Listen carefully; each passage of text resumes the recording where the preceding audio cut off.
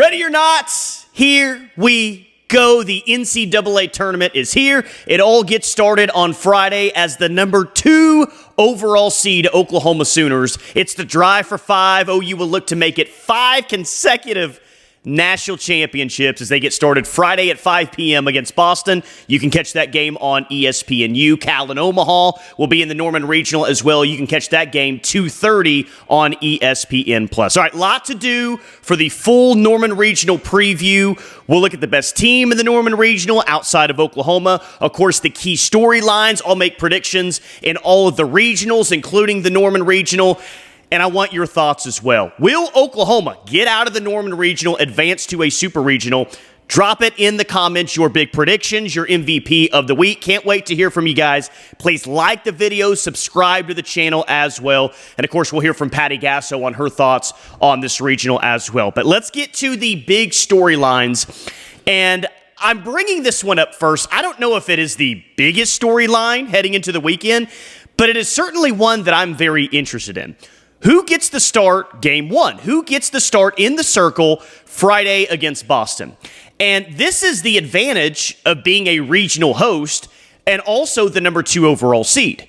Theoretically, if you want to, you can save your ace for the second game. You don't have to pitch your ace against the 4 seed in the regional. You can pitch somebody else and save Sam Landry for game 2 against the winner of Cal and Omaha. Now, Nicole May started this game last year, not Kelly Maxwell. So OU did go in the direction last year of not starting their ace, but Nicole may have not been the ace, but she was really, really good, and you could depend on her in big moments as we saw throughout her career. My guess is that somebody else outside of Sam Landry is going to start the game on Friday. You should be able to handle Boston without pitching your ace. I know OU's had questions and concerns about the pitching outside of Sam Landry during SEC play, but I do think you should be able to put together a really good game, whether it's Audrey Lowry, it's Kirsten Deal, it's somebody else, and save Sam Landry for game 2 if you're to beat Boston against Cal and Omaha. So who is going to start? Well, I have my preference, and my preference is Audrey Lowry. We've seen her in relief appearances recently. Her last 3 outings, I believe maybe even 4 outings, have been in a relief role.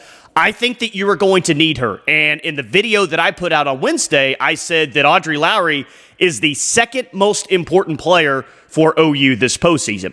Whether you agree or disagree with that, I have Audrey Lowry too high or too low, OU is going to need her at some point in this postseason. And maybe it's just in a relief role like she's been, but I tend to think that she's going to be used in a starting role here in the postseason. So give her the spot. Give her her first postseason start. Let her set the tone for the weekend, getting the start against Boston. And oddly enough, maybe that was actually the plan going into last Saturday's game against Texas A&M in the SEC Tournament Championship. Holly Rowe recently revealed this week that she saw the lineup for Oklahoma, and Sam Landry was not in the starting lineup for the SEC Tournament Championship against Texas A&M. Emily Kennedy wasn't in the SEC Tournament starting lineup either, the championship game. Here's a quick snippet of Holly Rowe talking about what she saw in the lineup and why she thinks that Sam Landry wasn't going to start. This is via the Hits and Banter podcast. Do you guys think A&M would have taken that championship game? I mean, they came out and slaughtered some teams. So the real challenge, I think, is they were not going to. I feel like I'm cheating because I actually had gone into the dugout to ask the coaches who was starting. Okay. And neither ace was starting. So Oklahoma was not going to start Sam Landry, which I think probably will shock some people. Wow. That actually shocks me a little bit, especially on the Landry side, because she threw so well against LSU. They get by Arkansas without her having to throw. Like, that's a normal, Friday, Sunday start. I thought for sure Sam was going to go. I did too. So I was shocked.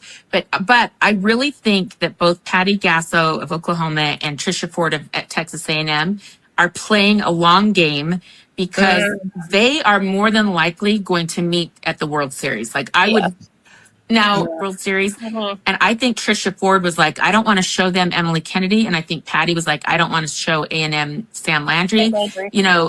there's some cat and mouse and chess pieces happening in the SEC tournament of we got to plan for postseason. Like, what are we going to face next? So maybe it's Audrey Lowry, maybe it's Kirsten Deal, but I'm going to guess it's someone outside of Sam Landry. That is an advantage for you, being the number 2 overall seed, being the host of a regional, not only for this game, but Cal and Omaha are going to have to pitch their best. So maybe they bring back their ace, but they're going to bring back their ace for on the second consecutive day. So a big advantage for Oklahoma. Very interested to see who starts game 1 on Friday for the Sooners. All right, I think the freshmen are ready. Patty Gasso thinks these freshmen are ready. You'll hear her talk about that coming up in a few minutes. I just talked about Audrey Lowry. I think that she's primed and ready to have a big-time postseason. Gabby Garcia's last at-bats was the biggest hit of her entire career. Sid Barker's last game, she had 2 home runs in the same game. This freshman class, I adamantly believe this freshman class is really, really ready for the moment. And I think that they're going to make big plays, not just this weekend in the regional, but throughout the postseason. You're going to be talking about Audrey Lowry. You're going to be talking about Gabby Garcia. You're going to be talking about Sid Barker. You're going to be talking about these freshmen as, oh, it doesn't really feel like they're freshmen at all, the way that they're performing and coming through in the clutch. And those are just a few of the freshmen. Don't be shocked if we're talking about a Tia Malloy. Don't be shocked if we're talking about a Corey Hicks at some point. This freshman class came in with incredible, and I mean incredible expectations. And up to this point, they've lived up to all of those incredible expectations. And you know what? They're going to put the exclamation mark on that in the postseason starting this weekend. I know that they're going to play big. I know that they're going to play well.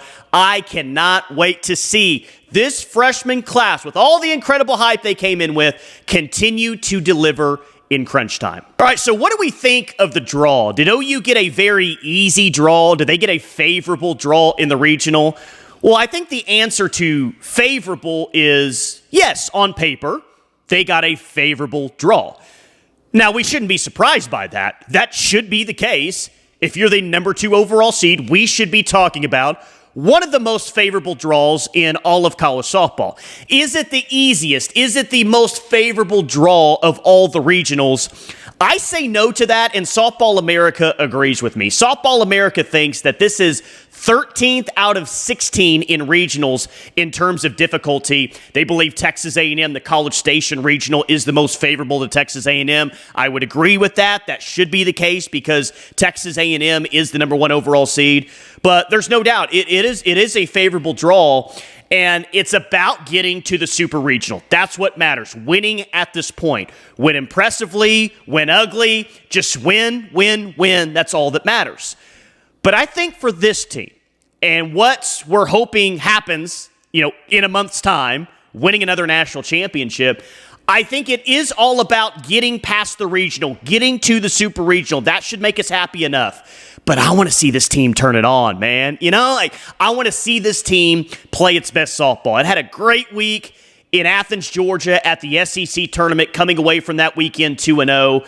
But the postseason, the goal remains the same. The goal is still the same as it was in the regular season, as it was in the conference tournament. Let's see Oklahoma continue to peak. Let's see Oklahoma continue to play really good softball. Let's see them hit the ball out of the ballpark. Let's see them attack the strike zone in the circle. Let's see them, with 2 outs, get clutch base hits. Let's see them run the bases well. Let's see them move runners. Let's see them do all the little things that is required for a team to win a national championship, and all of the things that past teams have shown that they need to do to win national championships. So, yeah, I'm excited for this one. OU can really capitalize this weekend because I think that they are the best team in this regional in every single spot. Offensively, pitching-wise, home field advantage, of course, the coaching as well. And not only do I think OU has the edge in just terms of overall talent, home field advantage, coaching, everything else, they're going to have the edge pitching-wise, certainly,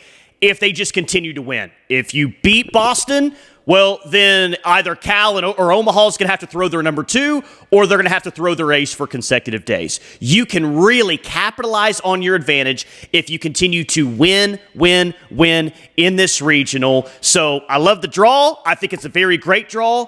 If you're Oklahoma, and you are Oklahoma, Go take advantage of this draw, and let's be talking about a super regional matchup coming up on Sunday. Sam MVP Sam Landry, my MVP up to this point in the season. I think most of you agree with that by now. But it's time for her to shine even more. Let her be, and let's start this weekend. She's already been really good. But let her be that pitcher that we talk about 10 years from now saying, wow, remember when Sam Landry really shined in the postseason? Remember when she was the Women's College World Series most outstanding player? There are so many good pitchers in the field. Heck, there's good pitchers outside of Oklahoma in this Norman Regional. But Sam Landry is up there with the best pitchers in all of college softball. Not just the SEC, but in all of college softball. Let's see Sam Landry dominate this weekend. Let's see her dominate and start the postseason off right. I think that she starts game 2, maybe even bring her back game 3 if you got a chance to clinch the regional. But we've seen pitchers at this point of the year really step up and show their best. Kelly Maxwell really evolved as the postseason went on last year. You've had G. Juarez in the past. You've had Hope Troutwine. And now I believe it's Sam Landry's turn. She's the most important player for Oklahoma this postseason. So let's see her really round into form, even the best version of herself, which is fun to think about. Play her best softball and help carry this team to a super regional berth and eventually maybe even a national championship. Okay, who's the toughest opponent that OU is going to have to face this weekend in the Norman Regional? I think that that's very debatable. Again, Cal's the 2 seed, Omaha the 3 seed, and Boston the 4 seed. Let's talk about Cal first, the 2 seed, 35-19 in the regular season, 11-13 in ACC play. In the regular season, they were swept by Clemson. They were swept by Florida State. Also run ruled by Georgia Tech in their first game in the ACC tournament. Cal, 7th in the ACC in batting average as a team, 10th in ERA. And when we're talking about their best players, they Mia Phillips, infielder, all ACC, all freshman team. Really the player to look out for is their catcher, Logie Quiroga, is a very, very nice player. Also, Tiana Bell, an infielder, was second team all ACC. So that's kind of the quick rundown on what you should expect from the Cal Bears, who we actually saw in the Norman Regional a few years ago. Omaha comes in as the number 3 seed, 39-11 on the year, 14-4 in the Summit League. They won the Summit League Conference Tournament, split with Kansas in the regular season, who OU faced, and lost to Nebraska in the regular season as well. Pitcher of the year in the Summit League was Maddie Groff. Omaha also had the Defensive Player of the Year in the Summit League, Maggie O'Brien. They had 3 first-teamers on the Summit League in total. Very, very good arm there in Maddie Groff, who we'll get back to in a second. Boston, 39-17 on the year, 14-4 in the Patriot League. Won the Patriot League Conference Tournament, lost to both Kentucky and South Carolina in the regular season. So a couple of SEC teams they face. This won't be the first time that Boston faces an SEC team. They had the Defensive Player of the Year in the Patriot League. They had the Pitcher of the Year in the Patriot League, Casey Ricard, her second consecutive Pitcher of the Year award in the Patriot League. She had 24 wins on the year and a 1.99 ERA. So who's the toughest team? Who's the toughest matchup for Oklahoma in this regional? Well, there's one player that really makes this decision for me. And maybe Cal just overall is more talented than what Omaha is. But I think when you factor in what Omaha has in the circle in Maddie Groff, I consider Omaha as the more dangerous of the 3 opponents OU's going to face this weekend. If Maddie Groff is in the circle, I think that makes Omaha the biggest threat to Oklahoma because she is such a good pitcher. She's got an ERA that's one of the best in all of college softball this year. She's a very, very good pitcher. 2.31 ERA. She's fantastic. I think OU can handle her. I definitely think OU can have success against her. But if you face Omaha in the second game and Omaha goes back with Maddie Groff in the second game, it's not just going to be a walk in the park, easy win. She's going to challenge these OU hitters and maybe even make things difficult on them at times. So Maddie Groff is in the circle for Omaha. I consider Omaha as the best team, of course, outside Oklahoma in this Norman Regional. All right, let's get to what Patty said. She had a press conference on Wednesday evening talking about a couple of individual players, this freshman class, and her thoughts on the regional as well. First, and I really, really love this one because we all Love Sam Landry for what she's done, her attitude, her poise, just like literally everything about Sam Landry, the championship mindset she has. She's been a joy to have around this year for sure. And we've said all the nice things, and I think that we can potentially say up to this point about Sam Landry, at least I've tried to accomplish that. More nice things are coming throughout the postseason.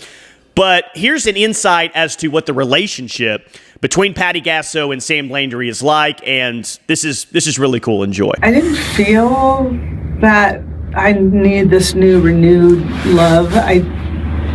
We just watched her on video and saw her numbers. Like, we got to find this girl right now. When she came here, she got to really spend a lot of time with Coach Rocha, and she learned a lot. She learned a lot of new. I think it's the love for pitching, but also the process of it that she fell in love with. Her and I have a really good relationship. It's fun. It's funny. Like, we joke around quite a bit. So I really look forward to seeing her because she really makes me laugh, and I don't know, we have a really cool relationship. But it's she has a different love for pitching, and you can feel that because of success, but probably more than anything, just confidence that she's feeling. Just love to hear that. Just like the mutual respect, the mutual appreciation between the two. That's the good stuff right there. That's the stuff that we don't get to see on a daily basis. And I love when Patty Gasso just kind of explains what their relationship is like and the deep appreciation that the two have for one another. I think it's really cool. The freshmen, I just talked about them. They're ready to go. Like, they're ready to play at a very high level. Patty Gasso agrees, and she says at times that she forgets that she's got a bunch of freshmen out there. Take the second part first. Very important to see that. But I'm not going, oh my gosh, I forget that they're freshmen. I forget that they've not had this big moment. Gabby Garcia is playing like she's a junior. I mean, nothing is phasing her. And Audrey, nothing was phasing her. Barker is saying, if she could, she wouldn't say it out loud, but it's like, give me a chance. Let me show you. And she did.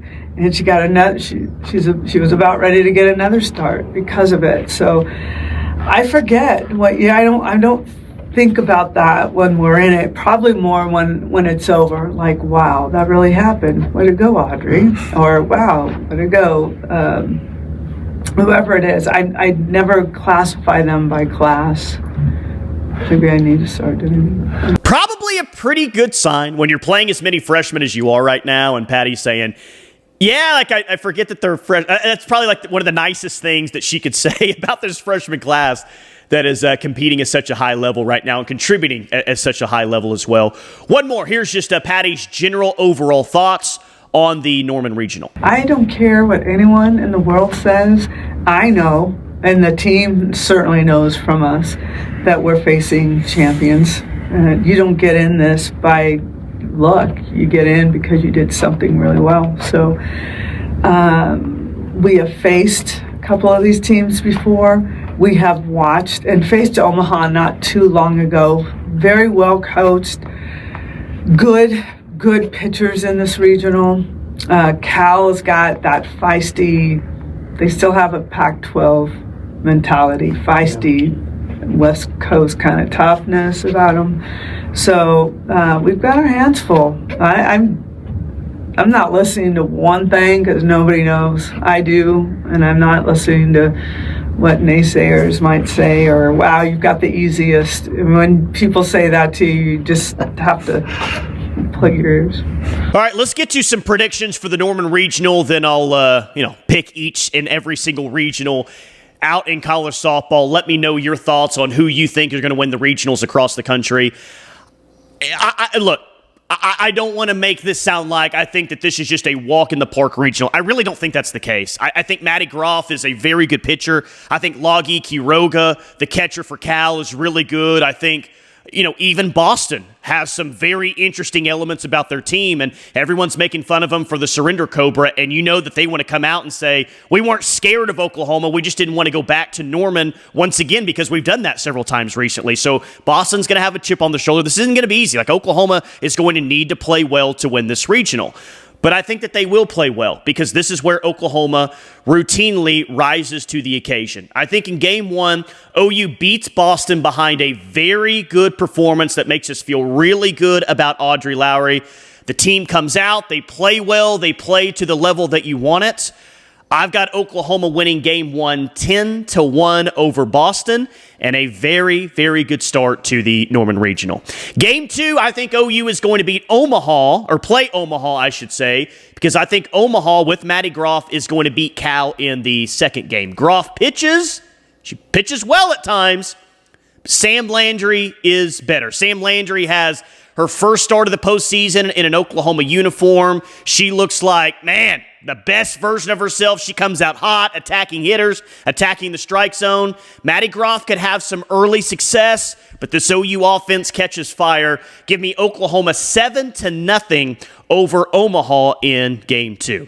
That means Omaha and I think Cal will play each other for the right to try to beat Oklahoma a couple of times in the regional championship. I think Cal is actually going to get Omaha the second time around. So I think that you're going to face every single team in this Norman Regional. Boston the first game, you're going to face Omaha the second game, Cal the third game, and there's not going to be a fourth game for Oklahoma because they're going to clinch it in the third game. A 3-0 weekend for Oklahoma. OU over Cal on Sunday. I think that you see multiple pitchers for Oklahoma, including Sam Landry in this game, including Audrey Lowry in this game, including Kirsten Deal in this game as well. Sooners win it with an exclamation point on Sunday. They win it 9-1 over the Cal Bears. All right, regionals across the country. It could be madness. It could be craziness this weekend. I hope it is. I love this weekend for college softball. It's so much fun. The College Station Regional, I think number 1 seed Texas A&M will come out of the College Station Regional. You already know my pick for the Norman Regional. I think OU makes it out of the Norman Regional to a Super Regional. I think Florida rolls the 3 seed in the Gainesville Regional. I think Arkansas, some are saying, watch out for Oklahoma State, and Arkansas is really trying to make that push back to Oklahoma City. I think Arkansas gets past Oklahoma State and the rest of the field in the Fayetteville Regional. Razorbacks move on. Auburn is an interesting matchup for Florida State. But I'm such a big fan of Lonnie Alameda. I think Florida State is really, really good. They're not going to get upset in a regional. Florida State, the 5 seed, moves on to a super regional. Texas Longhorns are not playing well right now. Michigan's going there. UCF's going there. A very interesting Austin regional. Texas Longhorns need to be playing a lot better if they hope to just make it to a super regional. But I think there's enough experience there. I think there's enough talent there. Trust me, I would love to pick Michigan or UCF to win this Austin regional. And I don't put the percentages at 0%, but I do think Texas advances and moves to the super regional. Same thing for Tennessee at number 7. Maybe an interesting matchup or two in the Knoxville regional, but the pitching is too good. The offense will be there. Tennessee moves on to a super regional. 8 seed South Carolina. I'm really keeping my eye on this one. I almost picked Coastal Carolina to win this. Maybe it's my SEC bias, and I really like Ashley Chastain Woodard. She joined me earlier in the year. That was a great interview. I really like the South Carolina team. They've done fantastic work this year. One of the big surprises in all of college softball. Awesome that they are a top 8 seed. I do think South Carolina moves on. I got the Gamecocks in a super regional. Los Angeles regional, 9 seed UCLA. San Diego State is there. We saw them earlier in the year. They've got a very good pitching staff. UCLA will move on, though, to a super regional. The popular upset pick this weekend is that 10 seed LSU does not get out of the Baton Rouge regional. It's going to be Jordy Ball and the Nebraska Cornhuskers. Against my better judgment, when everyone is on the same side as an upset pick, it's normally the wrong side. I should probably pick LSU here, but I'm going to pick Nebraska and Jordy Ball. Jordy Ball's fantastic. I think that she can put a team on her back and carry them to a super regional berth. LSU could have trouble maybe even in the first game of this tournament. I've got the Nebraska Cornhuskers and Jordy Ball winning the Baton Rouge regional like so many of you. and moving on to a super regional matchup. Clemson, the 11 seed, I think that they will win the Clemson regional. 12 seed Texas Tech is clearly a team to watch out for to make it to Oklahoma City. Could be a very interesting regional in Lubbock, but Nigeri Kennedy really puts things over the top for Texas Tech. I think that they advance to the super regional to take on Florida State. 13 seed Arizona hosts the Tucson regional. This is my biggest surprise of the entire tournament. I almost picked Ole Miss to win this thing. And I know that CJ, who's always in the comments, is picking Ole Miss to win the Tucson Regional. I think that's a very good pick. I'm not picking Ole Miss to win the Tucson Regional. I'm not picking Arizona to win the Tucson Regional. I'm picking Grand Canyon University. 46-6 on the year. They dominated their way through their conference. 46-6 overall. They're going to win the Tucson Regional. Over Ole Miss, over Arizona. That's my big upset pick for you, is that Grand Canyon, the Lopes, move on to a super regional matchup. Duke, the 14 seed who made it to Oklahoma City last year, I do think that they win the Durham Regional. Duke's turned into a very good softball program. I think that they move on. This is also a very popular upset pick, 15 seed Alabama in the Tuscaloosa Regional. I'm not going to be shocked at all if Virginia Tech wins this regional. I'm not. But I've seen Alabama play very well before in a big series against Oklahoma in Tuscaloosa. I think the fact that this is in Tuscaloosa wins out. I've got Bama winning the regional, mostly because I really want to see Alabama in a super regional against Oklahoma. I want that matchup for OU. I want to see it. I'll feel good about that matchup. Give me Alabama, the 15 seed, moving on. And then Oregon, 16 seed. I like Oregon a lot. Watch out for Oregon. They could potentially be dangerous here. I like Oregon to come out of the Eugene Regional. So what do you think? What are your thoughts nationally, locally, everything else? Drop your thoughts in the comments. Like the video. Subscribe to the channel. The postseason is here. Let's go. Let's do it together. As always, thank you for watching.